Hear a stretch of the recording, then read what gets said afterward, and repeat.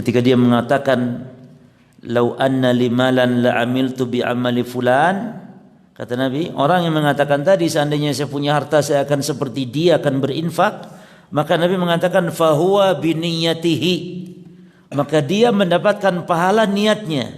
Subhanallah. Maka kita jangan anggap remeh menghayal melamun seperti itu ada yang berpahala. Menghayal seperti si fulan yang suka berinfak, karena saya miskin, nggak punya harta. Saya ini kalau punya harta sekarang, saya kalau punya uang 1 M, saya akan bangun masjid, saya akan bangun apa.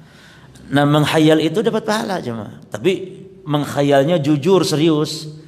Jadi kalau punya benar-benar saya akan melakukan seperti si fulan.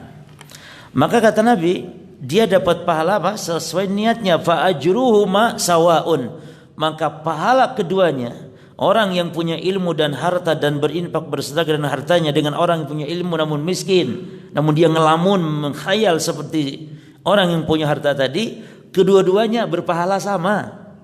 Subhanallah, pahalanya sama.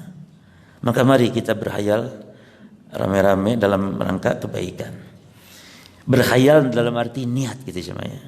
Niat. Karena ada orang loh yang kalau saya punya harta, saya lain lagi, saya akan keluar negeri wisata, saya akan jelajahi dunia. Ini enggak dapat apa-apa ini dengan khayalannya itu.